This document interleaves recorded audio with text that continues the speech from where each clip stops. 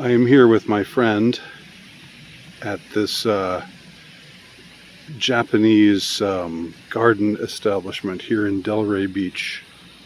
I don't recall the name of it right now, but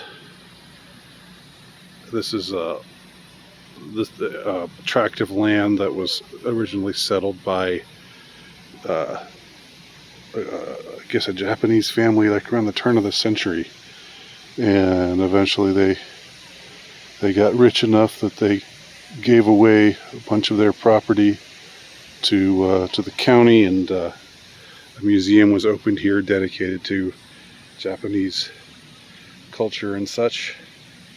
So wish I could actually just be in Japan, but this is kind of cool to be in Florida, to be in Japan via South Florida. But anyhow, oh, wait. There we go. All right. Oh, look here. There he is. Or is that a different one? There's a whole bunch of them. Look at that tail. So this place invites a meditative spirit, and while I was driving down here, I was listening to a podcast about circumcision. I know that's an abrupt change of subject, but I had never really given the matter of circumcision all that much thought,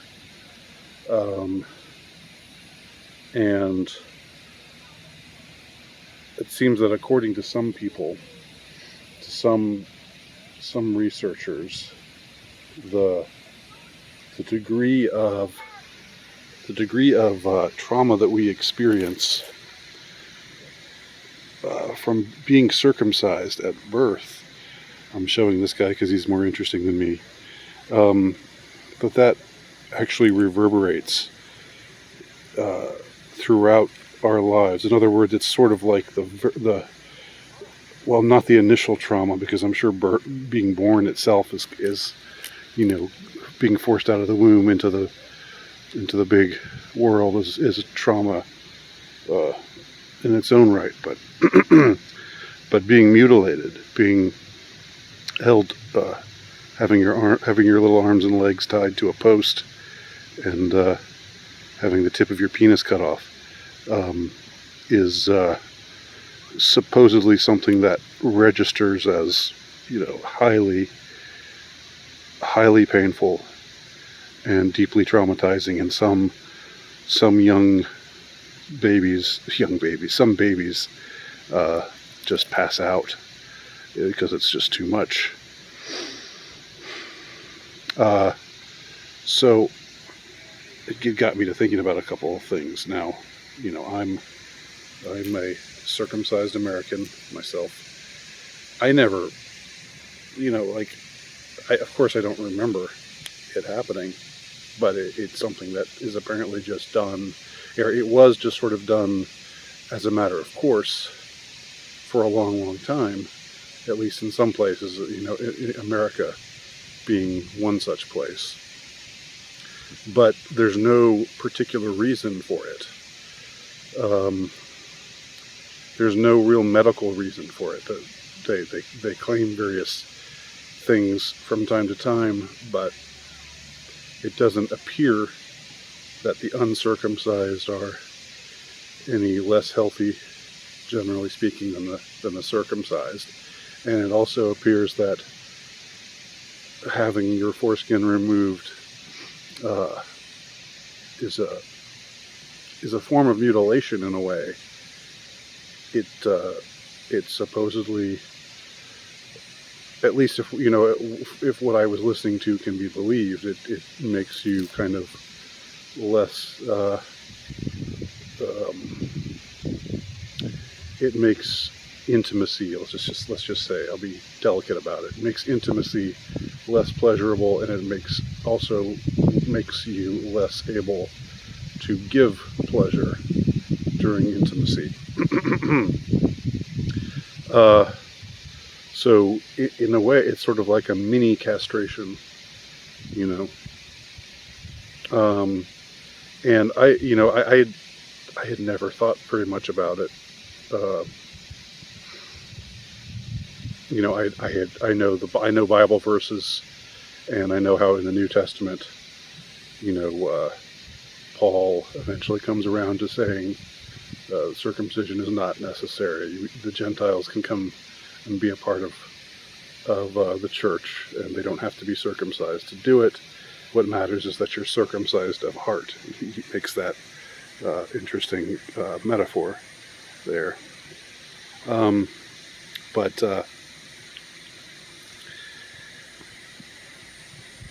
But yeah, it's I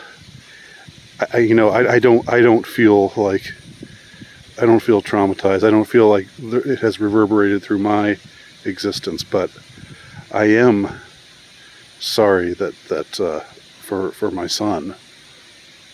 And I do feel sad that he was circumcised. At the time, of course, I had no knowledge of it whatsoever. I'm not beating myself up for that fact, because most people don't have knowledge. Most people, when you're about to have a child, a lot of things are going through your mind. And, a lot of things were very preoccupying about having a male child, a boy child, a son, that I felt, put a little bit more pressure on me than I felt with having a girl, which is our first. And of course, you've met them both if you've watched my videos, both Hannah and Soren. So with my son, of course, it was just sort of a thing like, oh well, we'll take him away and get it done, and they did it, and then they came back, and he was, of course, crying, because of course he would be crying. I guess in his case he didn't just pass out. According to what I heard, when the baby passes out from the pain and the trauma, they often say, "Oh, he's just sleeping."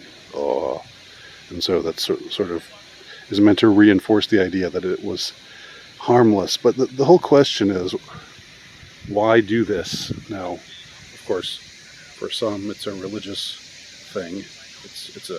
It designates your tribe, not just for the ones you're thinking of. I don't think.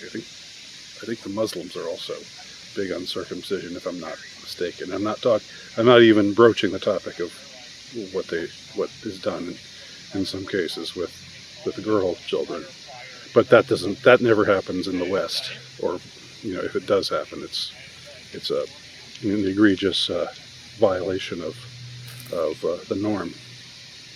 But with boys, it's still pretty standard in various places in the West, and I guess I'm meditating on the subject of circumcision here in this Japanese garden in Delray Beach, Florida.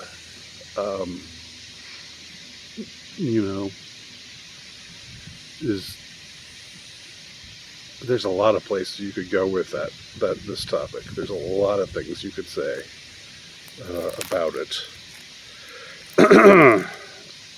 But I guess what it boils down to is, I'm very much against giving pain to anyone unless it is necessary, and especially to extremely vulnerable people like infants, babies. Why would you put them through something if there's no good reason to do it?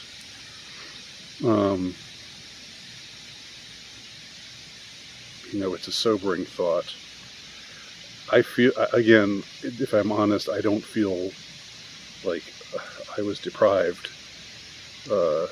Even though I was, I think I was deprived, but I don't feel deprived, because it's just it's just what I'm used to. It's what I've always known. I don't think my son feels deprived. I don't think my father, who was also circumcised, feels deprived or ever felt deprived.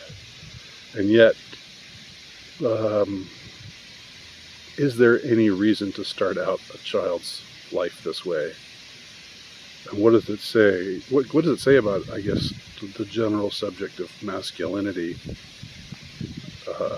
and how it is treated here in the contemporary West? Let me know what you think. Thanks for watching.